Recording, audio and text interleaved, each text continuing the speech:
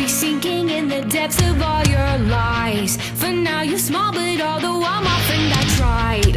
I can't continue filling up your false pride all the time. It won't be fine. I won't be sinking in the depths of all your lies. For now you're small, but all the while, my friend, I tried. I can't continue filling up your false pride all the time. Thanks for having us. Of course. Boy. So, the first thing I would like to ask you is if you could please introduce yourselves and what you do in the band. Sure. You want to start us off, Dan? Yeah, I'm Dan. I play guitar. I'm Rachel. I'm the vocalist and the songwriter. I am Mike. I play guitar as well and co-writer with Rachel and co-founder of the band with this handsome guy. Wonderful. So, first, I would like to talk about the origin of the Wild and Free. So, can you tell us a bit about how the band was started, and what year or where that happened? Yeah, absolutely. So Dan and I, like I just said a moment ago, we started the band in the summer of 2017. We had a band in college called Captains Courageous that we both love, but for whatever reason, bands are tough to keep going, and that band was kind of breaking up, but we didn't want to stop playing music. So we said, let's start a new band, let's do something completely different. And one of the main things we wanted was to have a nice female lead vocalist. And we just kind of mapped out everything we wanted to do. We watched a movie. I don't know if you've ever seen The Rocker with Rainn Wilson, I have not. it's fantastic. I mean, it's cheesy, but it's a fun movie. So check it out. We're watching The Rocker, and to be TMI, we got drunk off grape bombs and Red Bull. Yeah. And we were like, our band's breaking up. What do you want to do, man? And we just took out a piece of paper and wrote everything we wanted to see in our next band. And I think we found Rachel through a Facebook post that Dan did. So Dan gets all the credit on that one. Yeah. The power of the internet these days, creating bands all through Facebook. Yes. 100%. So yeah, we found Rachel, and the rest was history. Nice, nice. So you guys, congratulations on this. You released your first full album last year, Fight Back. Yeah. That was an incredible achievement for Did you your guys. homework. I did. I've been listening to the band for a while, so Well, thank Oh my you. gosh, you. that's amazing. Thank you. yes. So obviously COVID was a hard time to release an album because touring, it's a bit hard to do that, and usually you start promoting your albums to go on tour. So what was that like, releasing an album during the pandemic? I would say tricky, but everything worked out for us. I would Yeah, say we had a lot of time to lay low, but as well, we had time to work. Yeah, hold on. Uno momento. We had a lot of time to really just get to town with content. So we definitely did benefit from that time. Yeah, Yeah. and we had a lot of the Fight Back record recorded before the pandemic started. Yeah, it or was all done. of it. Yeah, it was It was done. done. Yeah. And right as we were gonna release it, kind of the pandemic happened, and we had a bunch of plans to be out on the road all summer, promoting it, and couldn't Right. do that. So instead, we I guess decided we did the Kickstarter for it instead, and offered different kind of perks that we could do via like online and different Handwritten things. lyrics. Yeah, different things like that to kind of supplement the touring. And then other than that, yeah, with the pandemic, we had time to start on a second record. So we're about halfway through Halfway record number through. 2 now. Yeah, the so. pandemic is definitely affecting more of the second record. We finished recording Fight Back in April of 2019. So we got real lucky where it didn't affect that record at all, but the goal was to do a music video for every song off of Fight Back. And towards like the last 2 videos, that's where it got challenging with the pandemic for a song called Let It Rain and Fight Back. It was kind of tricky to do those videos. So the last full band video we did was I Don't Want to Feel. I don't know if you saw that one. It's like a real silly alien invasion video So much fun. that had a budget of $40 million. Oh, AKA like 1,000. But yeah, so the pandemic is, like Dan was saying, has affected mainly the second record, but we're about halfway through it and having a blast writing it. Yes, so thrilled. That's amazing because I know you guys, a lot of the songs on Fightback were actually singles that you released prior to the album being out. So Yeah. that, well, that was exciting to finally put it all in one record and have it all in one place, even though you couldn't tour and perform those songs like you hoped you would be able to. Exactly. Yeah, that was exactly it. And yeah, we just kind of, in this day and age, a lot of people prefer the singles.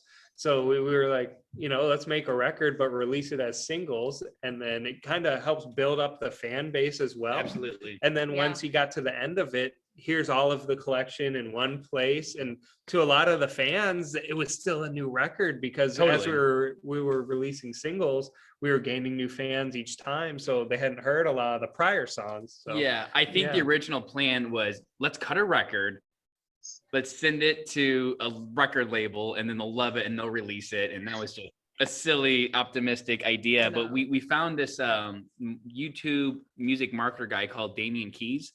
And Oh, yes. you know him?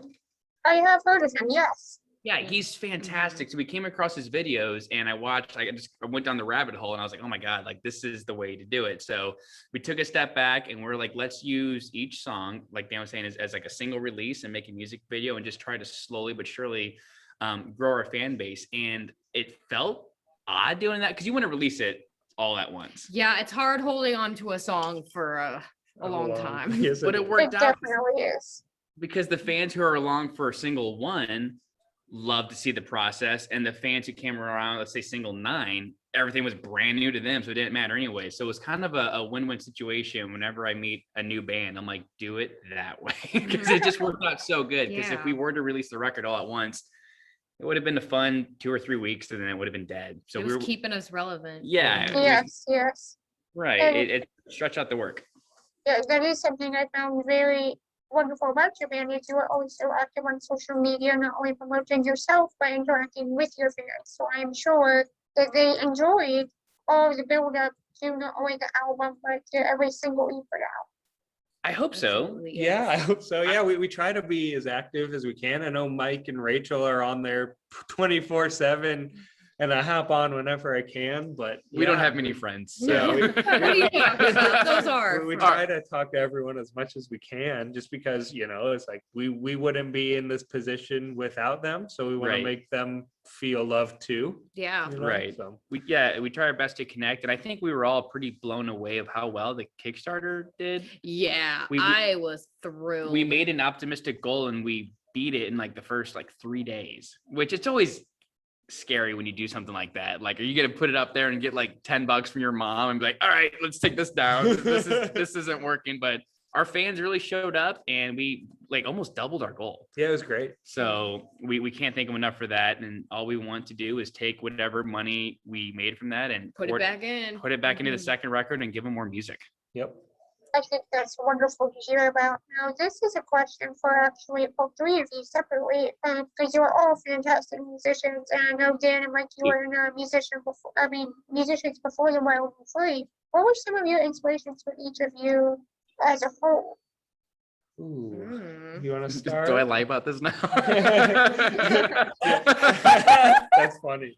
Oh Let's man. go for it. Yeah, whatever. I've been saying this since I was 11, but one of my favorite bands is the All American Rejects, and we're laughing because we just recorded it with Nick Wheeler, the guitarist, who's based out of Nashville, and it just so happens he's a badass producer too. Like, regardless of my love for that band, he's really, really good at producing, and we've worked with a handful now, and I think I speak for everyone. It's like we've really enjoyed that experience a lot, and we hope Yeah. we can do it more. Yes. But I grew up listening to that Reject first record, and then in high school got really into Blink-182 and Angels and Airwaves, and they're still kicking it. And I actually seen Angels and Airwaves in Chicago for my 30th birthday, so those are my primary influences. That and classic rock with my dad in his truck. Yep. Rachel. Yes. Me a little bit different. I'm the EDM hub over here. So a lot of my inspirations for music come from that. I would say like some of my top DJs currently right now, Dead Mouse, which I'm seeing him Friday, so it's gonna be a great time. Ooh, congratulations. Thank you. Stay tuned on our band story because I might be present. That's all I'm saying. But yes, so DJs I would say like Dead Mouse, I would say like Millennium, stuff like that. But band wise, I grew up listening to K-pop and also Russian metal bands like Nightwish. Really love Nightwish. For American pop culture, Now on to the Americas. I would say Evanescence, Amy Lee. I've looked up to her since I could start singing. Literally, she's been an inspiration since day one.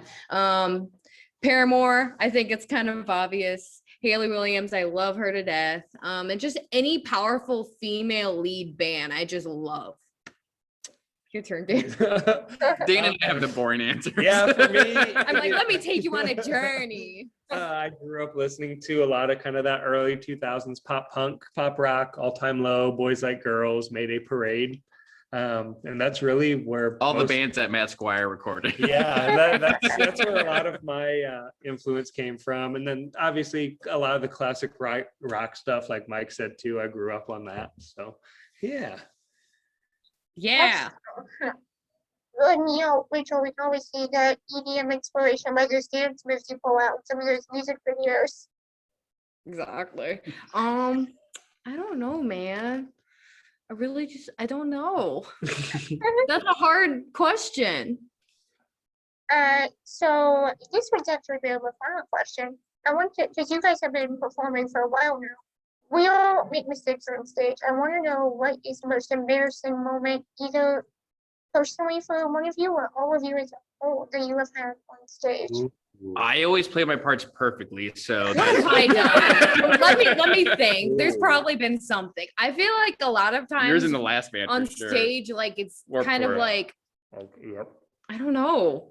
Do you guys black out on stage sometimes? Little I feel like I do. I I feel like always it's all get- just like one memory. I get super nervous like the first like 2 or 3 songs where I literally want to, like every show I want to run off stage. I'm like, this isn't working. I'm a loser. Everyone knows I suck. And I just want to like run off stage until I get settled into it. Then once I get settled, the show's usually over. Right. Yeah, that's true. But a specific example. I got mine. I've got a couple. Yeah, Yeah. tell your Warped Tour So one. mine Oh, was no. in was it 2014 or 2015? 2015. In our old band. We were playing the Vans Warped Tour. And I think Rachel was I actually was there in the helping them crowd, set up or the yeah. merch table. And Don't remember I was that. a fan. I was playing. Yeah, we were a couple songs. Kid. We were a couple songs into Sorry. the set, and it was like 110 degrees that day, and I just started throwing up water, and then I ended up having a heat stroke on stage. Yep. So it was, yeah, that's probably my worst moment, an embarrassing moment on stage for sure. Okay. Well, I haven't done anything like that, but there were a couple times I remember telling the crowd to like clap and then I jump, or telling them to jump and I'm clapping. So confusing instructions for the crowd. That's one thing that I specialize in. Another thing, there was a time that I almost wiped out on stage. I was wearing Oh, warm boots and I was called actually I was called on by another band we were playing with, Rehab, to go up. Oh, I can tell you this whole story. Okay, so that was on the worst part. So we played a show with Rehab. We love those guys to death. We will definitely be playing shows in the future with them. But long story short, they called me on stage to sing a cover of a song that I didn't know the words to. So I faked it the entire time. And every time it was my part, I turned around and like was like this. But then when like they wanted the crowd to jump, I just started headbanging and I got up and I almost fell into the drum set because I was dizzy. Yeah. I don't know if Oh, that's wow. embarrassing, but there's mine. Okay, Mike. I apologize. I can't think of one specific moment, but I just revert back to, I mean, I've botched so many notes playing live. And usually if I do that, if I mess up one little part or if I mess up big time, instead of focusing on like the next part, I'm thinking like 3 minutes ago of how I messed up that part and that I sucked. And then I mess up again. And then it's just like a tumbleweed of self-doubt. It's over. It's terrible. And it's not like terrible, but like in my mind, I'm like, it's the worst thing ever. So I'm just gonna say 30 times of doing that. Yes, I can definitely tell you that, it's just the same thing over and over again until it's like, oh yay, it's finished, moving on to the next Right. one. Focusing like, hey, that's in the past. I'm like, no, let's think about Dwell it. on it, dwell on it, Dwell on it it. and make everything terrible. So Yes. Oh my gosh. Uh, Honestly, I don't know. I mean, that really wasn't that embarrassing. Now I'm thinking, I have this way of when I mess up on stage, literally just like soaking it up and like not caring. I don't know if that's normal, but I kind of I like think it. that's called confidence. yes. Whatever you want to call it. You need it. Yes. Rachel's like, I'm just badass. I mean, if I would have fallen, I would have gotten back up. It's okay, guys. Dan had the win. Dan wins. Yeah, I poor win. Dan. Yes, I think Days like the most embarrassing moment on stage. But you know what? That means ours have yet to happen. Yours are So- so. I Exactly. mean, what else is gonna happen to me? I'm not gonna. Funny. Yep. Jeez. I mean, you could stage dive and knock somebody out accidentally. Oh. What was that? Oh, I said she could stage dive and accidentally knock somebody out in the front row. Yep. Exactly. So that has been a dream of mine. I've not to knock someone out. I don't want violence, but I've crowd surfed. I want to jump out in the crowd, man, and I just want to ride the wave. But I feel like it's gonna be a Tenacious D situation where I jump out and nobody catches me and I get a concussion or something. So I've always been careful not to yet. Also a possibility, it would also be very embarrassing. Exactly. Maybe I'd get embarrassed from that. We'll find out. We'll have to see. So the next question I want to ask, once again, this is a question for each of you. What have you learned as a musician? What have we learned as a musician? Ooh, Ooh, I think that's a tough one. I got mine. probably what I've learned as a musician is to always over prepare, because when you get to the gig or studio session or something and you are underprepared, it is a train wreck. So Don't suck. yeah, no, just come in prepared and kind of don't slack when you have something to do. Totally. Because it sucks if you suck by yourself, or how do I say this? If you're by yourself and you like can't play it and you're practicing, okay, fine. But when you do it in front of people, you're just like, I never want to do that again. So Right. be prepared. Yes. Be prepared. Definitely. Well, I had two, but now I can't decide which one's more important. We're gonna You go can with share both if you want. okay. Yeah, let's do that. So the first one is the most important part of the whole process is to be having fun. If you're not having fun doing Yeah. what That's you so love, good. then there's Yeah. no point to do it. It's not for the money, it's not for the fame, it's not for I don't know, other things, conspiracy theory things. Who knows? It's nothing like that. Not for the It's not aliens. for selling your soul to the devil. No, it's for enjoying the music and loving and trusting the process. Like if you don't have that, then you need to just stop now. So that was that my second one? I don't know. That was one of them. My other one is I've learned a lot about playing live music. I had a little band before these guys for like 4 or 5 months. It did not end well for me. And I didn't really have any experience playing live until we started playing shows. And I'm just learning more every time. So lots That's of right. different, So your first yeah. shows were with us, technically. which has been cool to watch because she was never bad at all, but you can always see her get. No, she wasn't. But you can see her get better every time, and like I still feel like you're coming into your front woman, I am. which is cool to Because watch. it's difficult to talk to hundreds of people in the crowd, millions of people. I don't know. Yeah. But yeah, I feel like over time I'm like fine tuning the art of live performance. So that's Yeah. what- You guys had really good answers.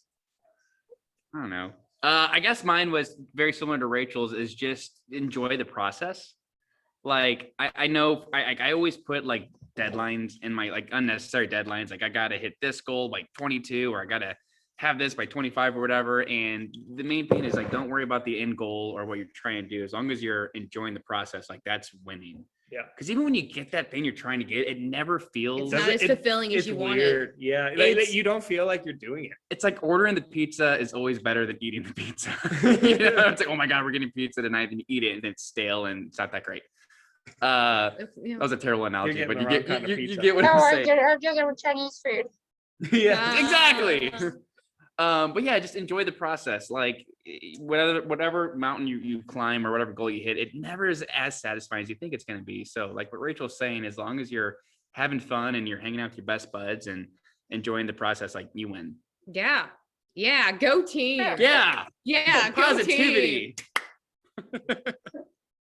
So let's go back to talking about your album, Fight Back. You had many songs on the album. Can you talk about some inspirations either for the album as a whole or for the singles that you put on the album?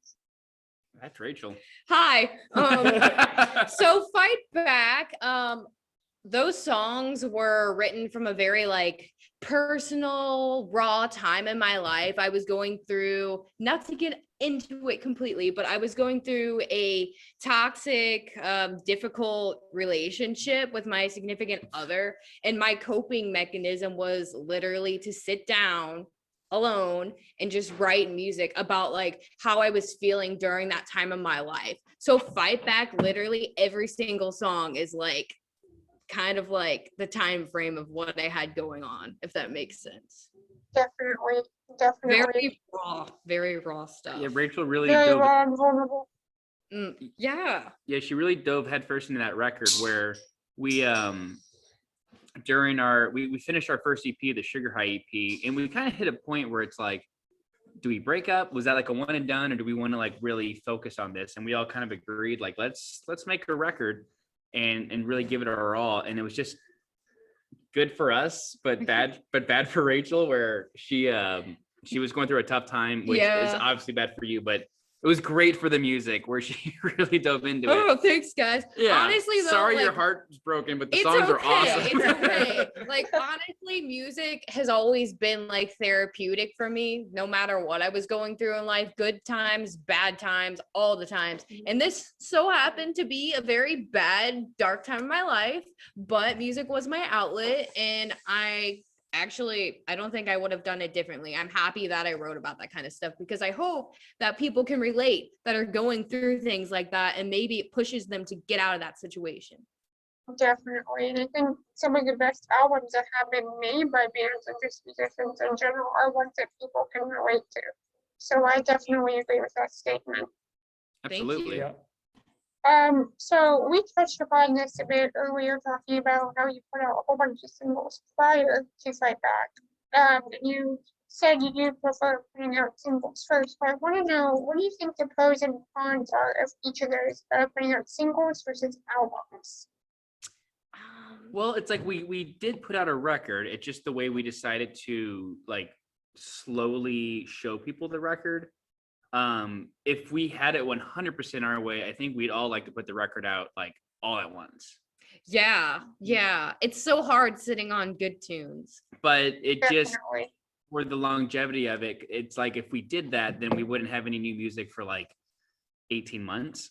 So we just thought, instead of doing one thing and being silent for 18 months, like let's be relevant every 6 to 8 weeks and give fans something to look forward to. And even though that was hard for us, because at the end of Fight Back, like when we released Let It Rain, or even the title track Fight Back, it was almost like 18 months old. Yeah. So it's kind of weird doing that.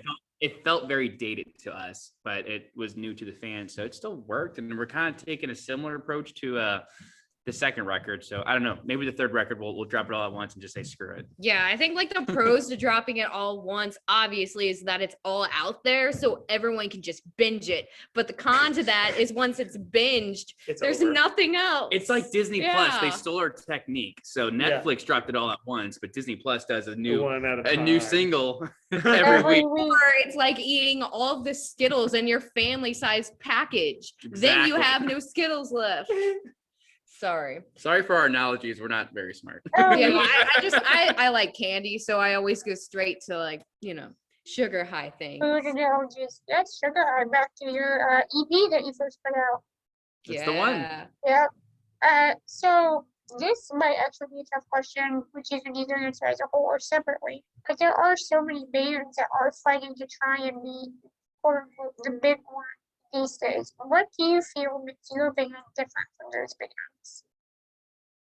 Ooh, I that's don't know what was the question. So there's so Different many bands fighting for kind of like this to be a big band. What Sure. are we doing different to stand out from Oh. those bands? That's a tricky question. Yeah. What makes you good? I mean, like musicality wise, like I'm writing from the heart, the soul, all of that stuff. So I'm trying to like be personal with it. But as for content, what do you guys think? I don't know. I would say that, a lot of bands try to write that next hit, Yeah. and they try to write it as a formula where, Rachel and Mike do a lot of our writing, and they write from real world experiences where people can connect with it better, instead of just trying to put out a commercially produced song that sounds like everything else. Yep.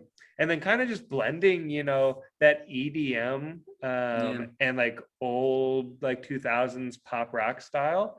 There's not at least that I know of, a whole lot of bands that are kind of blending those two genres. Yeah. And on our new record, we're blending them even more than on Fight I'm Back. so excited. So Yeah, I don't know. it's a tricky question, right? Because we do write pop music at the end of the day. So Mhm. it does sound very cookie cutter to a lot of people. And to us, we're just writing songs. I've even had a couple of friends like, it's so like poppy, like it's nothing crazy, but it's like, well, to us it's authentic. We're not trying to do anything that we don't love. Like we just try to write the music that we'd like to listen to. Yeah. And at the end of the day, if we want to throw out our motto, like the whole live wild, feel free, like we're just, we all have at the end of the day jobs. Like we're not lying about that. We're not rock stars. We just Manifestation. Yeah, we just, this is our complete outlet to do something that's, you're living while feeling free, doing at the end of the day, just doing it because we love it.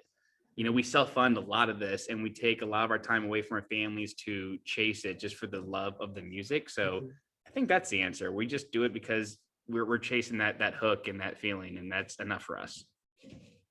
That's amazing. So with 2022 coming, let's face it, 2021 is already halfway over. It has gone by super fast, and with stuff starting to open back up slowly, do you have any goals for 2022? I think, I can speak for all of us, and we'd like to get on a few festival dates next summer, things like that, and just kind of continue to play bigger and better shows. And just really kind of get back out there.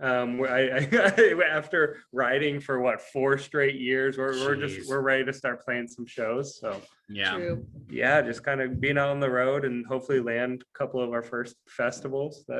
That'll be cool. That and finish the record.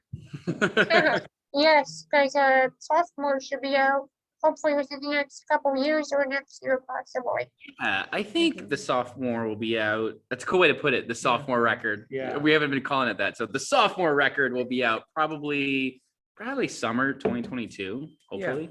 Yeah, I would think so. I feel like we've been writing it for 9 years already. I know. But it's gonna be good. We just finished one over the weekend, and it's gonna be good. Yeah. I'm so pumped. I'm sure everybody will be very excited to see that when it drops. We're going to move on to another fun question. So, with five of you in the band, there are many different personalities. I'm wondering which of you is the big jokester in the band, and what is the best prank you pulled with your bandmates? Oh, geez. The band told that the house was on fire on our last single. Yeah, I so saw that. they woke me up in the middle of the night with like a fire alarm being played on like a Bluetooth speaker, and tricked me into being that the house was on fire. So in the middle of the night, I wake up in a panic and I grab all my stuff and I run out the front door in my underwear. I didn't wake up. I would have been Yeah, dead. Rachel didn't wake up. It was great. Mhm. Yeah, I remember seeing the video. It was very funny. Whose idea was that? Yes. Totally. You saw the video. That's funny. I think you see me in my Yes. underwear in the video. You definitely see me in my underwear in that video, front and center, with all my belongings. The look of fear in With your with your eyes. gum. Yeah, I picked up even my pack of gum. Oh, That didn't work. yeah, I'd say that's probably the biggest prank that anyone's pulled, and that was kind of a band collective prank. So Oh.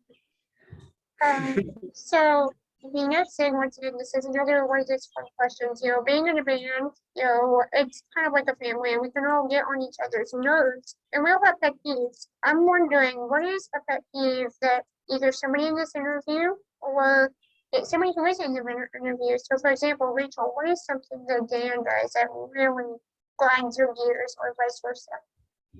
Oh, Don't say it. well, there's this one thing, Dan. Actually, let me think. There's so I many already had, things like, that two Dan about- does that just takes me What off. the heck? Yeah, man.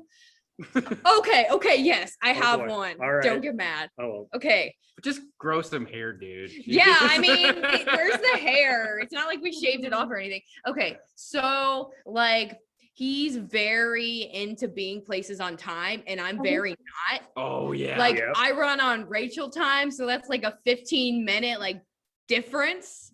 So I would say that definitely. yeah. If she's not here, if we were supposed to be here at like 3:00 and it's like 3:01, I'm texting. I'm like, Rachel, where And are it's you? usually because I'm getting coffee because I Yep. have a caffeine problem. That. But yeah, that the 15-minute difference. That's one thing that when our last band captains that I learned from Dan, where I was like, we could be an hour late to load in, and Dan's like, we're gonna be 30 minutes early, or I will kill you. Yeah. So yeah, that definitely rubbed off on me. So. I mean, it's not a bad thing. What's a rub off mean? What rubbed off on me? You're bad. But I was gonna say about Rachel, yeah, she's always late. Yep. So I was here on She time was on tonight. time today. You were. It's because I didn't get coffee. That's She's- why. she's mostly late. So Dan, you have a turn to also say a pet peeve about one of your bandmates that All really right, go bothers ahead you. and attack me now. Oh, no, don't. It's shoot. Mike's turn. Yeah, I still I'm too need something. sensitive. No, you're not. You got the thickest skin. But let's keep picking on So Rachel. me Like an and alligator. Mike are always roommates when we're on the road, and we bunk together. And he always has to sleep with the damn TV on. Oh yeah, and And- the volume up. Because And the if you don't, volume is the all way on monsters the- get you, and Yeah. it gets scary. Let him get you. Then Yeah, it's yeah. bound to happen So- eventually. So, for example, this past weekend when we were in Nashville recording, He turned my TV off. I turned his TV off. No, it was like, it probably wasn't 1 a.m, but it felt like 1 a.m. And he was out in the living room blasting Hot Rod at like volume 100. And I'm sitting there on the other side of the wall trying to sleep. And I just walk out there and I just turn the TV off and go back to my bedroom. It was one of those things where I was like, he's totally right. I just came to and I'm like, this volume's actually super loud. And then like 20, like maybe like 10, 15 minutes later, he walks out and he's like, turn it off. I'm like, you're right, sorry. So then we went to bed together. Like, And he turned the TV on he in the turned the room. TV on in the room. You're like, here we go, round 2. I legit get scared. Like, or it's not a scared thing, really. It's more of like a white noise to help me fall asleep thing. But then if I wake up and there's no TV, I get a You're little scared. scared. I Your totally can agree with you on that, Mike. I was funny enough to heavy metal music to fall asleep, which is very ironic. Wow. That's awesome. Nice. But see, I actually it's find nice. heavy metal comforting too. That's I know, like, right? yeah, my parents are really big metal junkies, if you would say. So I grew up falling to sleep of like metal music and then playing guitar to it at like 2 a.m. Curious. It's comforting. Radical. We're the same. Wanted to say, Mia. So Mike, your pet peeve, what is it? These two guys. Or anybody that's on the interview? Let's start with Just Dan. curious. You're gonna pick us apart one at a I time. have to. Oh my I don't God. know. Like, this sounds so cheesy, but Dan rarely upsets me. He's a pretty good dude, Yeah. but I'm sure I can think of something. I'm sure you can. I don't know. The TV thing was a good one. I can't think of No, anything. I got one. Tell me. Remember the Airbnb and we had a neighbor connected and we were just trying to turn up Yeah. the music a little bit. He's like, So "Shh." what was annoying about Dan is I wanted to party and he told me to stop. Yeah. What an asshole. Dude, I'm the grown up of the band The where party like, pooper. I am where Yeah. it's like it's getting to be like 11 o'clock midnight. And I'm like, all right, guys, True. quiet down. We're going to bed, and Yeah. they just want to party. We got the new mix of our song. If you heard it as Smoke and Mirrors, it was like a rough mix of it. And was super pumped of it. I thought it sounded great, so I had it on probably way too late or way too early. It was early in the Yeah, you were morning. in the shower Oh my God. listening to it, blasting it. And then in the Dan's like, bathroom. "Turn it off." I'm like, "It's fine." And It's maybe like 6 in the morning. see, maybe that was annoying from Dan, but still, like, I'm still the bad guy in that story. But yeah, he's responsible. Rachel, it's the late thing. Oh, come on. and, Coffee matters. I don't know. She's late and she I'm writes good. terrified. I can't think of anything else you did that really pisses I me off. know. It's like us. We get along pretty good. Yeah, Yeah. I don't know. We have our moments, but for the most part, it's good. Late and I can't think of anything. They're really nice. I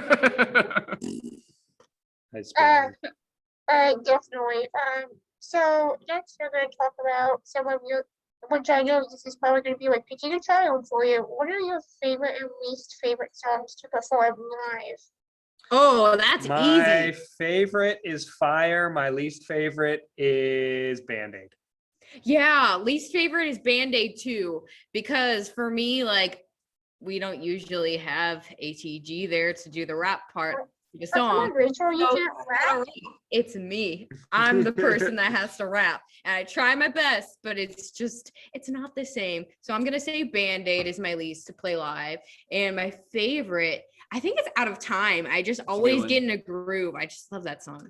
um, Can I say something real quick? no. So Out of Time, I do like playing Out of Time, but that has like my hardest guitar solo in it, and I always mess it up. Dan So, sucks. so whenever it gets to that song, I'm just like, oh, I'm gonna mess up. Oh, I'm gonna mess it No. up. And if you think about, like, if you even have that thought, like, you're gonna mess up, you'll mess up every time. Yeah. Oh, yeah. You can't think about what you're playing because if you do, you get way too in your That's head. why I said I feel like I black out during our shows because I like go somewhere else. I'm like, let's just let, I don't know, Yeah. somebody else take control. That sounds weird. Never mind. Forget what I just said. Yeah, so my least favorite, I agree, Band-Aid.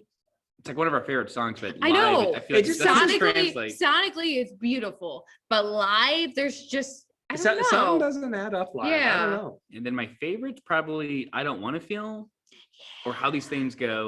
Ooh, How- forgot ooh, how these how things did I forget go. about that I know. one? I changed Now mine to that's that. mine. You can't have it too late. Or Chris is over for here like- third, Paper Cut. That one's always really fun. Paper cut. Oh man, yeah.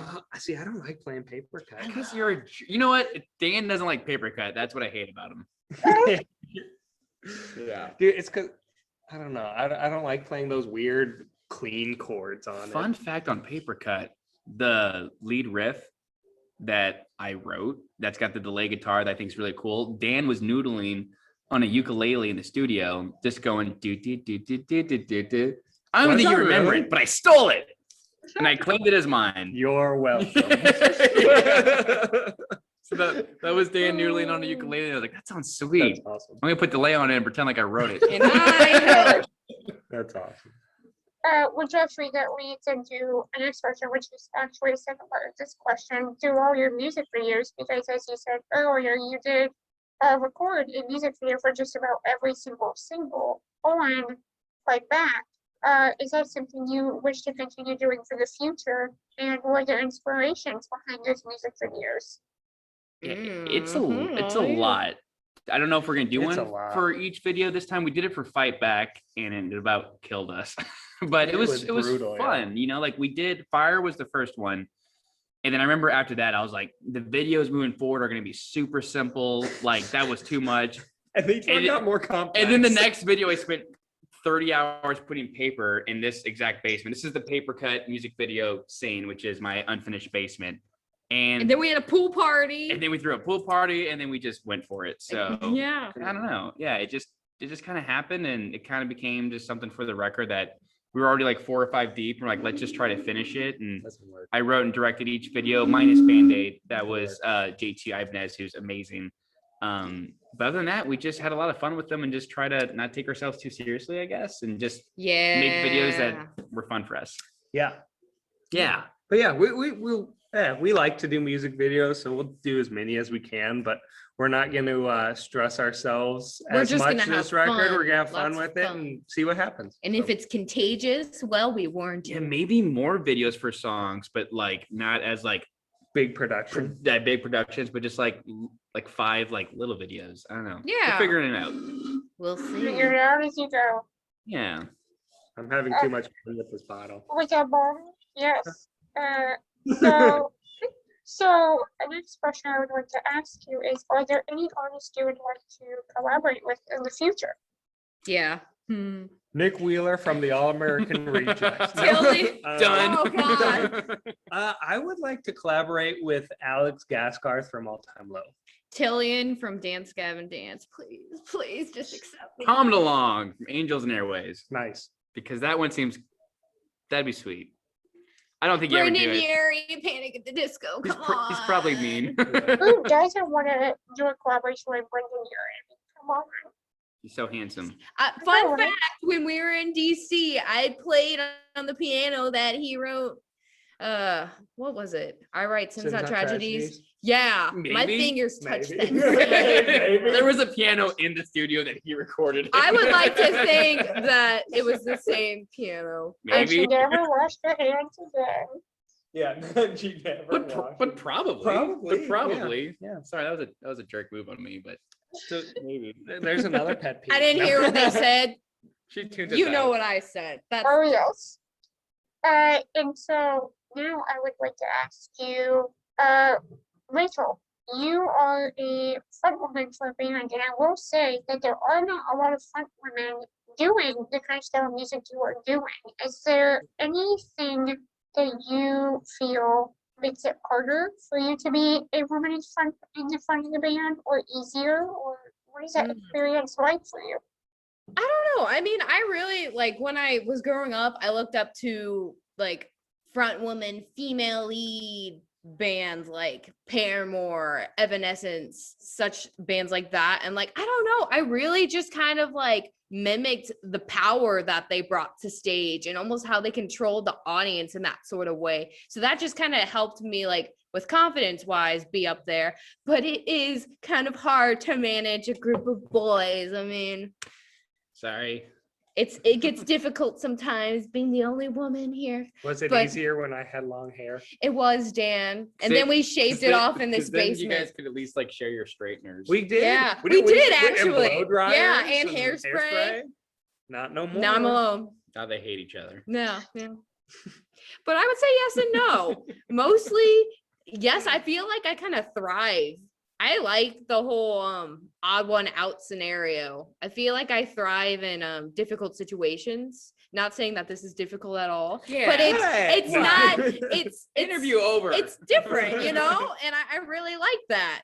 I don't know. I'm evolving as time goes on, like the ultimate Pokemon. Ultimate lover. The You're ultimate. Pikachu. Yeah. I love how that question started. Like, what's it like being a woman? You're it ends with I'm the ultimate Pokemon. I said I'm evolving. The next evolution. Yes. Yeah. So my next question for you is, once again, we talked about some of your goals for 2022. Do you have any expectations for 2022? World domination. I mean, you're not that far. Going into the new, I guess, new year, new album cycle, very open-minded, very just kind of go with the Yeah. flow.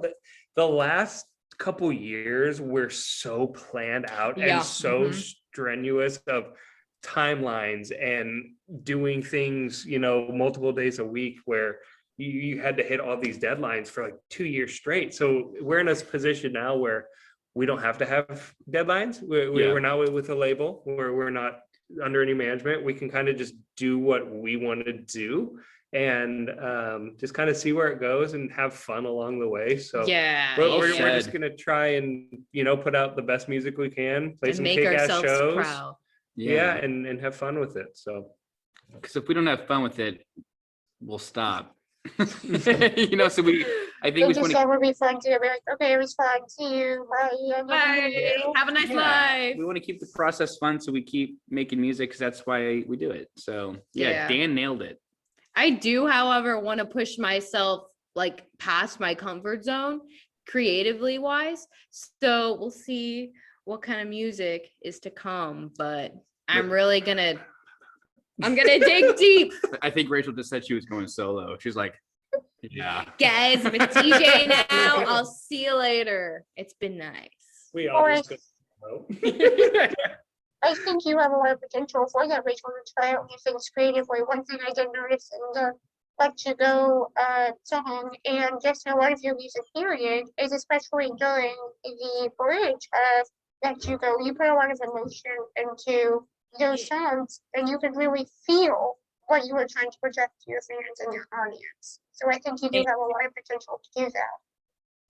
I appreciate you hear that, guys. I'm out. I'm just kidding. You have our full support. But I really appreciate that. Thank you. As long as I can play guitar for one of your songs. All right, fair enough, Dan. Don't forget Which us. is good song. Yeah, oh, man.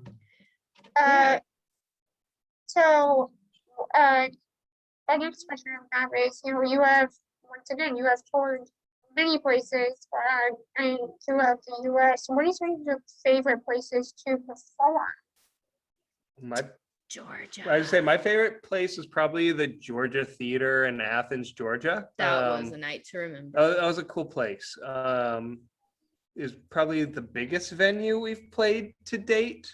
And it is packed, and we got to play that with our friends in rehab, which is always a fun time. And it was fun to, go pretty much halfway across the country and still have some people show up who know who you are and kind of see you and sing along. So that Great was for our cool. egos. Yeah. Fun story on that. So that show, I actually played it with one contact in because I lost my contact. Well, it got dry and it fell out of my eye. And then I was trying to put it back in, it ripped. And I did not have a replacement. So I got on stage half blind and we played that show just like that. So half her memory of that show is like crystal clear, and the other half is.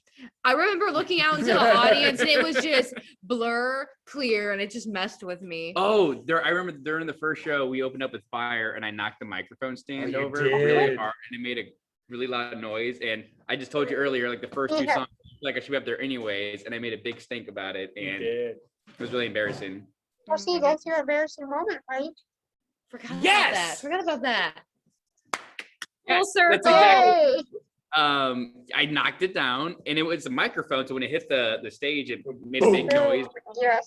I went off stage. I'm like, sorry. Ran I don't off belong crying. here.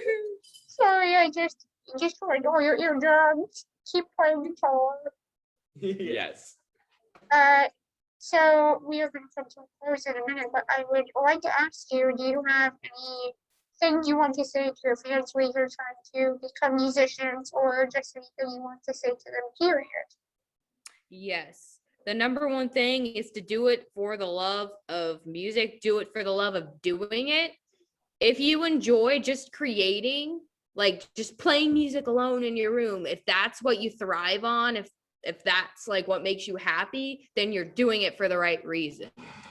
Yeah. And Yeah. just, to shout out to all the fans who, are still listening and stuck with us through all the crazy COVID pandemic stuff. Yeah. Thank you. Yeah. Thank you for everyone who, buys t-shirts, merch, listens to a song, anything, we really appreciate it. Yeah. Just anyone starting out, like, just try to be a better musician than you were yesterday, and kind of what we were harping on earlier, just enjoy the process. Yep. That's all it is. Absolutely. Yeah, once you lose sight of the process and enjoying where you're at, it just it doesn't work out. Like things start to go downhill. But if you can kind of stay on that track and enjoy the process and have fun with it and be with good people, that's what it's all Especially about. at this stage of the game. It's Mhm. not, Yeah. like it's just for the love of the music, and we're trying to make it as we're trying to make it as big as we can. And we want, of course, all the success in the world and to do it for our main jobs. But as long as we're digging it and loving the music, like we're winning, and that's all I can tell anyone trying to do it. Just don't try to do it too quick. Just Trust the process. kick ass and have Yeah. fun. And Yes. we can find you guys, I believe, on Instagram, Twitter, Spotify, and YouTube, and of course, iTunes. Yes. TikTok. All the internets. Oh, Yes, and TikTok. she's starting to ramp up the TikTok. I'm still learning how to use it, but I think Rachel's got It's it. okay. I'm Dad, I trying. don't know what to Trying think to about use it. TikTok. It's so good. Like I made fun of my older brother for downloading TikTok, and now I'm on it way too much. So it's addicting. It is. Yeah. It knows what I want. Definitely. But I would like to thank you for taking the time this evening to sit down with Thanks me. so much for having us. This Thank was so you. much Yeah, Yeah, fun. this thank is you. a pleasure. Thank you.